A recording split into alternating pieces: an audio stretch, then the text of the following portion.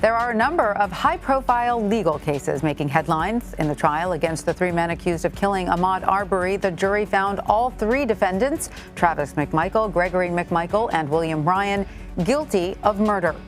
A federal jury found white supremacists and neo-Nazi organizers of the 2017 Unite the Right rally in Charlottesville, Virginia, liable for more than $26 million in damages. The rally left one person dead and many more injured. In Wisconsin, the death toll in the Christmas parade attack is now at 6 people. An 8-year-old boy has died from his injuries. The suspect, Darrell Brooks Jr., faces 5 counts of first-degree intentional homicide. An additional homicide charge is expected for the child's death. For more on this, I want to bring in CBS News legal contributor and professor at Loyola Law School, Jessica Levinson. Let's pivot now to the Charlottesville Unite the Right rally trial, because the jury there could not come to a decision on 2 federal conspiracy charges. What are those charges exactly? What are they grappling with there? They're grappling with the Ku Klux Klan Act that was passed about 150 years ago now in our country. And this is something I want to emphasize, we didn't used to talk about cases being brought under the Ku Klux Klan Act at all. And we didn't used to talk about these particular provisions of the Ku Klux Klan Act, which allow private individuals to sue other private individuals for deprivation of civil rights. Now, we have talked about the Ku Klux Klan Act, which is what we call this federal law, very recently, because some of the people involved in January 6th are being charged or sued under provisions of that law. So in this case, the jury just was not sure on those 2 federal charges. They couldn't come to a conclusion, but they were able to come to a conclusion on the state charges, on the state, for instance, conspiracy charges, state charges dealing with assault, intentional infliction of emotional distress. The jury, obviously we don't know why they couldn't come to a conclusion, but this is not kind of bread and butter for juries. This is an unfamiliar statute to most of us. And talking about the Wisconsin parade attack suspect, Darrell E. Brooks, to pivot to yet another situation, he faces potentially 6 counts of first-degree intentional homicide. Brooks has a significant criminal record. Does this case seem fairly cut and dry to you? Looking at the video, obviously the facts here are not in dispute. The question, of course, will be, can you prove intentional homicide beyond a reasonable doubt?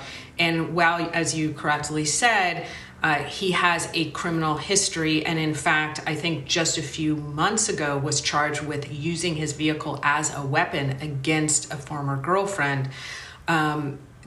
Really, I think the big issue will be, can you show intent? Can you show the level of intent you need for intentional homicide?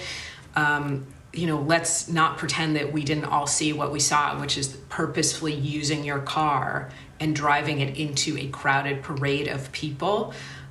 I don't want to prejudge this, but it's pretty easy to understand that when you use a vehicle and you drive into people, that you have formed the requisite intent. Right. And so do you see that other charges could perhaps be brought, since more than 60 people were injured in the attack, and earlier police were saying they were going to wait as the investigation unfolded to see if more charges were warranted?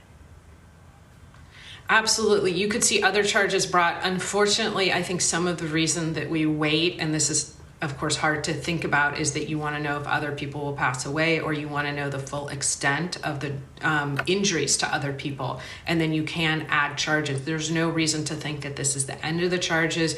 There is reason to think that, of course, these are the most serious charges that you could face given the circumstances, but it is not unusual that when it comes to a situation like this and there are multiple victims, unfortunately, the charges could change. Again, if somebody suffers more severe injuries, or if somebody in fact passes away, then you could see another homicide charge.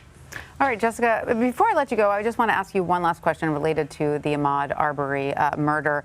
Do you see that this verdict could perhaps have, implications for other cases across the country that have to do with open carry or that have to do with citizens' arrest, as you said, has already been amended there in Georgia? Do you think this case could, could affect other states?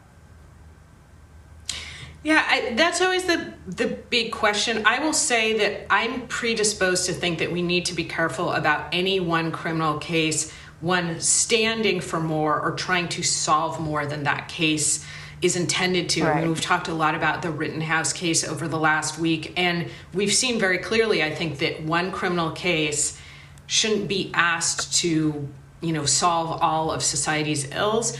Is it, though, the case that I think other states could look at whether or not they have citizens arrest laws that are similar to Georgia's old law and reevaluate that? Yes, I think the time is right for that. Are there situations where other states could look and decide to reevaluate their self-defense laws?